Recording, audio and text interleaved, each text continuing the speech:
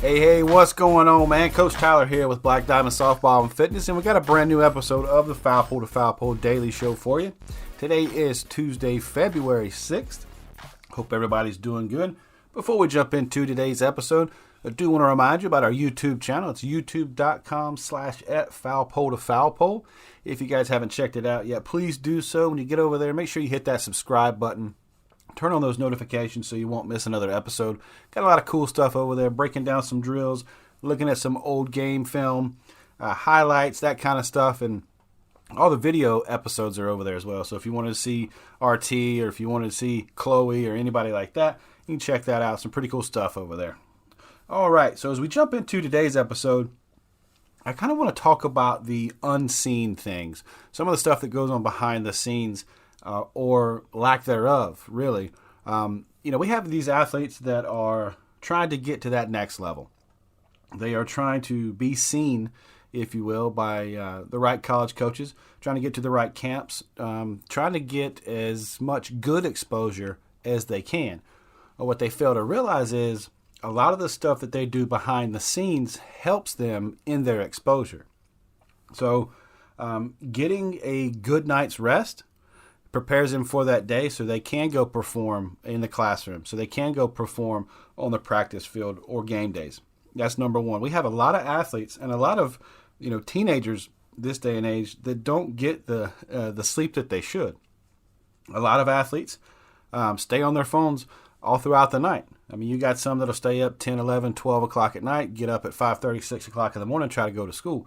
And you can't live off of 6 hours of sleep at that age. And you can't do it for, an extended period of time. Us as adults, we kind of have to do whatever we have to do to make ends meet. There's just stuff that we have to do and sacrifice to get through there. But our athletes, for the most part, we can sort of take some of that burden off of them, whatever it is that they've got going on, to ensure they get a good night's sleep. On top of that, those study hours. I know athletes don't want to study because they go to school all day, then they go to practice, they want to come home and eat, and they want to do something other than the classroom or the ball field. And I get that. But it has been proven that at least 1 hour of study a night enhances their ability to retain the information that they received that day during instruction. So if we can foster a way for them to want to be in an hour of study or want to be in an hour of learning, once they get home and they're relaxed, it will help them retain that information. So you got the sleep side of it at home, you've got the academic side of it at home, and then let's talk about the athletic side of it while we're at home, kind of working behind closed doors, when the lights are off and no one's really paying attention. It's those moments that help you grow. It's those moments that you're by yourself, no one's judging, no one's looking at you. No one cares if you get a drill wrong or, throw a bad pitch or have a bad swing. Taking those reps that are just for yourself. That's it. You're not trying to impress anyone. You're not trying to do anything else. You're trying to learn something on your own. Maybe, you're trying to learn how to slap, or you're trying to, build some more power in your swing or something like that. Those cuts that you make when no one else is looking, those are the ones that matter most importantly, because those are those confidence boosting swings. Those are those confidence boosting reps that you get, if you're working on a new pitch. It's just, anytime you've ever tried to teach yourself something, you can work at your own pace. No one's telling you how to do something, whether you feel it or not. They're telling you, okay, now do it this way. Okay, now do it this way. You're doing it at your own pace. So the things that you're doing is helping you grow, and you're sort of pushing your own self. You're pushing it at your own pace.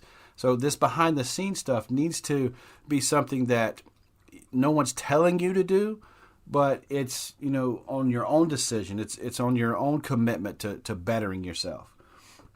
As me as an athlete years ago, I was a wrestler. I kind of stopped playing baseball and basketball and football and soccer and all those sports.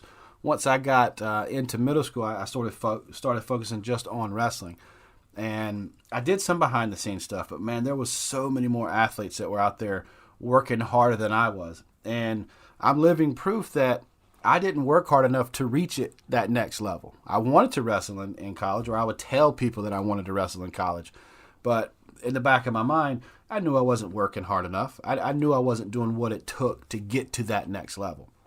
So here I am, able to speak from experience and say, hey, look, man, you can talk all the game you want to, but until you go out there and practice your craft when no one is watching, then you're not about that life yet. Trust me.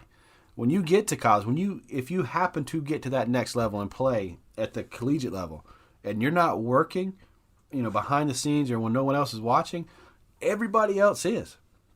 You're going to stick out like a sore thumb when that performance time comes. When you're up to bat in those big moments in those games and you don't have the confidence to go up there. The more reps you take, the more likely you are to have more confidence. And if anybody's ever played baseball or played softball knows, and the number one thing when it comes to hitting is confidence. If you walk up to that batter's box and you look at that ball, it looks like a beach ball, and you're swinging like this thing that feels like a toothpick in your hand, and you can just crush the ball, that's huge. But at the same time, it could be the smallest little marble coming at you 150 miles an hour, and you're swinging like a tree trunk. It's just it's all about confidence when you get into that box. I'm big on 80% of an at bat. It comes from confidence. Just slowing everything down, saying, hey, you know what? I've put my work in. I know exactly what I'm going to do. I'm prepared for this. But you prepare for it outside of the actual game. You prepare for it maybe in your garage or, up against a brick wall working on your fielding mechanics or, maybe bouncing a ball into your glove or throwing pop flies to yourself. Just getting that repetition. That's how you prepare for it. And I'm big on not taking confidence from necessarily just results. I'm taking confidence from the preparation that I've put in because the results can be skewed a little bit. It could be you go out there and you hit line drives and hit BBs all day long against some inferior pitching. Say you're like an 18U ball player and you're out there playing against 12U. Of course, the results are going to probably skew in your favor. But I wouldn't take confidence from that because when you play against like competition, the results aren't going to be the same. So I like to take my confidence from the preparation I've put in. Hey, man, I've hit 250 balls every day for the last month, and I am raking right now in games. So when I get up to the box, I know I've put the work in to get to this point. I know whether I succeed or fail in this situation that I've given myself the best chance to be successful. And that's, again, it comes from the behind-the-scenes work that we're putting in. So at the end of the day, when you're laying there in bed and you're thinking about, this next big game you have coming up or this next big, test or whatever this sort of, bookmark is in your life, have you done enough when no one was watching, no one else was caring? Have you done enough to be successful? And, we talk a lot about it over here on Foul Pole to Foul Pole on the softball side of things, but just in life in general. If, say you're trying to get your real estate license or whatever, and, are you putting in enough study hours? Or say you're done and you're raising kids and doing this now and you're trying to come up with a second income or you're trying to do whatever. Are you doing enough that where the only person that knows about it is yourself? I mean, that gives you that little, pat on the back. Like, hey, man, I've been putting in work. Are you getting up a little bit earlier in the morning to get a couple of more minutes to, maybe look over some study notes? If you got a big speech coming up you need to deliver to, the rest of the HR department or something like that. Or are you just winging it? If you're going in just winging it, you're probably not, going in there with a whole ton of confidence. But if you set aside 15 or 20 minutes over the last couple of days to kind of prepare your speech, you're going to go in that thing and rock out. You're going to have your note cards and you're never even going to look at them because you've gone over it enough. When no one is watching, that auditorium is flat out empty and it's just you in there on stage, right? I got a young girl that is in performing arts, and her high school does an incredible production. It doesn't matter what they're doing. They go all out every time they do something. We were able to check out their Christmas special this past holiday season, and here coming up in the spring, they've got another. They're doing SpongeBob, and I'm telling you, this little girl puts in a ton of work. She's doing softball stuff, she's doing her schoolwork, and she's also doing her performing arts. And she works on it behind the scenes. She's going over her notes, singing, dancing, doing whatever she's got to do. She goes over that so that when she gets to the practices, or she gets to the dress rehearsals and she gets to that kind of stuff, she's full of confidence. So there's a lot of things that, softball is kind of like, you can use softball as an analogy. And I use it as anytime I can talk about, something else and bring it into softball. And, a lot of times we can take softball and put it into other things. If you're a car salesman, don't you think you need to study a little bit about what cars you're selling? If you're a roofing specialist, don't you think you need to study the difference between an architectural and a 3-tab shingle? I mean, there's stuff that you have to do behind the scenes, and we all do it. We just don't pay attention to it. But there's always more that you can do. So anyway, that's sort of like my spiel on getting your work in behind the scenes. There's a lot of different stuff you can do on the recruiting side that's behind the scenes that will help you. Most importantly, it to me is probably researching schools that you may be interested in. Not just going blindly into a camp. I hate that. I don't understand why parents and kids do that. It's probably trying to keep up with the Joneses. Oh, you went to a Florida camp, or you went to a Florida State camp. I've got to go, and I'm going to spend $200, $300, whatever it is, to go to these camps. And, I'm at that recruitable age, and I don't even know if Florida or Florida State's a recruitable option for me. But I'm going to go to this camp because Susie down the street went to it. So, for me, like doing your research and having some correspondence with these coaches, or at least working towards that way behind the scenes. Follow them on social media, figure out what they're doing. If they've put out some big announcement, like they're doing some big food drive or something like that, and you wanted to send them an email just to get your videos over there to them, or to let them know you're coming to a prospect camp, or to let them know you want to go to a game or something like that, you're getting down there on campus, bring up something that they've been doing so it seems relevant. They get thousands of emails, and it's the same ones. Hey, here's my video clip. I'm a 2025. I'm a first baseman. Here's my stats. Here's my numbers. Here's this. Here's that. I look forward to hearing from you.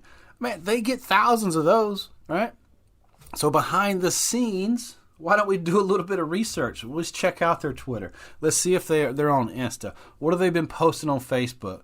Okay, cool. So I can tie in whatever it is, whatever their topic is, into my message, so there's a better chance of them paying attention to my email, or at least my subject line, at least get them to click on it, right?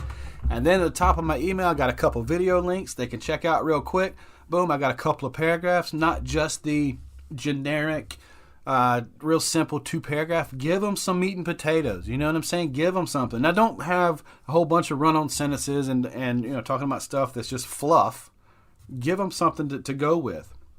And then, boom, you're all said and done. You move on to the next, because you're not going to put all your eggs into one basket. Like, man, I am going to Florida State. That's the only team I'm going to pay attention to. That's the only coach I'm going to try to talk to. That's the only camps I'm going to. Whatever. No, you need to throw a wide net. And again, like Coach Mandy says, make sure you're fishing in the right ponds. Well, how do you know if you're in the right pond? You need to reach out and figure out where you fit in at, right? Go ahead and throw it out there. Don't just go D1 schools and D2 schools. Look at the JUCOs. Look at the NAI. Look at some D3 schools. See where you fit in at. You may fit in really well in your mind, but then when you get out there in the physical world, and you're like, oh, man, I can't even compete out here with these girls. Go to a game. That's something you can do behind the scenes. No one's paying attention to you going to that game to watch, but you can look there and say, hey, you know what? I can see myself in that dugout. All right? So that's going to wrap it up for this episode, man. Do the most you can behind the scenes. And if you know somebody that's on that little cusp of I'm about to start the recruiting process, or they're in the middle of the recruiting process, or they're at the very end of their recruiting journey, and they're trying to figure out, still where they're going to go, send them this and say, hey, look, you need to check this out. So if you share it with a friend, be sure you tell them you love them.